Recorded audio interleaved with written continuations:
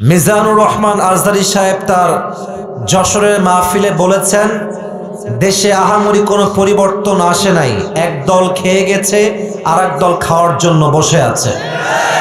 ওই যে কে যেন আজহার নাকি মাঝার একজন আছে, আগে ওরা খাইছে এখন এরা খেতেছে না, কি বলছে না? আপনারা বলেন উনি কি কথাটা ভুল বলেছেন না ঠিক বলেছেন? আপনারা বাঘের মতো আমাকে উত্তর দিবেন আওয়াজ করে। প্রিয় কলিজার টুকরা রংপুরের ভাইরা, আজহারী সাহেব কি কোনো দলের নাম উল্লেখ করেছিলেন? এই যে আস্তে কথা বললেন, কোন দলের নাম বলেছেন? কোন ব্যক্তির নাম মেনশন করেছেন? উনি জাস্ট বলেছেন এক দল খেয়ে গেছে আর এক দল খাওয়ার জন্য বসে আছে, এতেই কিছু লোকের গায়ে আগুন ধরে গেছে। আমরা কোনো দলের নাম উল্লেখ করি না। আচ্ছা, মনে করেন যে আজহারী সাহেব কোন দলের নাম উল্লেখ করেই ফেলেছেন, কোন দলের নাম এক্স্যাক্টলি মেনশন করেছেন, তো আমাদের কি জনগণ হিসেবে বাক স্বাধীনতা নেই? বলেন সবাই, আছে না নাই? যদি আমাদের বাক স্বাধীনতা কেউ কাটতে চায়, তাদেরকে আওয়ামী লীগের ইতিহাস মনে রাখতে হবে। যুবক ভাইরা আমার, তো আমি দেখলাম একজন নেতা, তার নামটা আমি জাস্ট বলেই ফেলছি, ছোট্ট নাম বলছি, দুদু সাহেব। উনি বললেন কোথাকার কোন আজহারি মাঝহারি মিয়া, আজহারি কি মাঝহারি? এটা কি আপনাদের সস্তা মনে হয়? আজহারি এটা হচ্ছে বাংলাদেশের ব্র্যান্ডের নাম। যুবক ভাইরা আমার, আচ্ছা আপনি বলেন, এই যে একজন নেতা, দলের নেতা একজন আলেমকে বলছে আজহারি মাঝহারি কোথাকার কে, এটাই প্রমাণ যে সে মানুষটা শিক্ষিত হতে পারে না।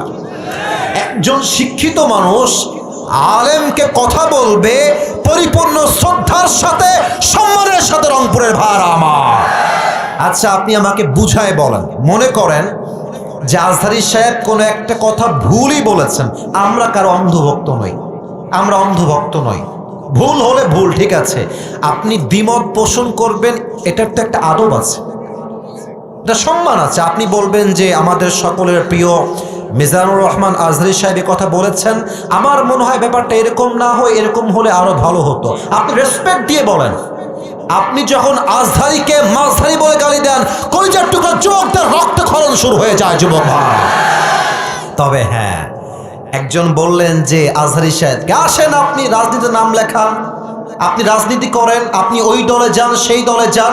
যশোরের মাহফিল আপনার ইউটিউবে আজকে সার্চ দিবেন, জুম করবেন যশোরের মাহফিলটা, ড্রোন ফুটেজ বা পেছনের ফুটেজ দেখবেন, যত মাহফিলে অডিয়েন্স এসেছে 95 যুবক ভাইরা সেই মাহফিলে এসেছিল।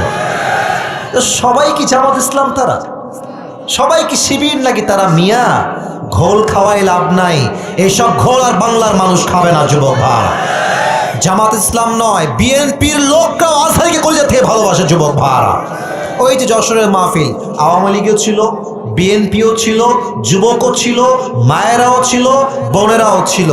অতএব আমাদের ভালোবাসা দলের জন্য নয়, জামাতের জন্য নয়, কোনো ব্যক্তির জন্য নয়, আমাদের ভালোবাসা একমাত্র কোরআনের ভালোবাসা, একমাত্র আল্লাহর জন্য ভালোবাসা এটা।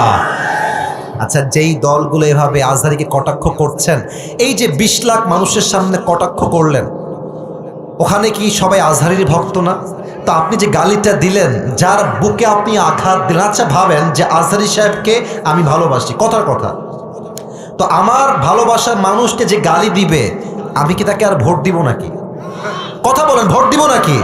আপনি আমাকে সম্মান করবেন, আমার ভালোবাসার মানুষকে সম্মান করবেন, আপনাকে আমি স্যালুট জানাবো। যুবক ভাইরা, ঠিক কিনা বলে? মেহেরবানি করে দলাদলি করবেন না। স্বৈরাচার বিদায় নিয়েছে, ওই চ্যাপ্টার ক্লোজ। আগামীর দেশ হবে ইসলামের বাংলাদেশ, কোরআনের বাংলাদেশ। কেউ যদি রুখে দিতে চান, মনে রাখবেন ইসলামকে যারাই রুখতে এসেছে, কেউ রুখতে পারে নাই, তারা মাটির নিচে মিশে ধূলিসাৎ হয়ে মেচাকার হয়ে গিয়েছে। আল্লাহ প্রত্যেকটা মানুষকে কথাগুলো বোঝা এবং আমল করার তৌফিক দান করুক। পড়েন সবাই আমিন।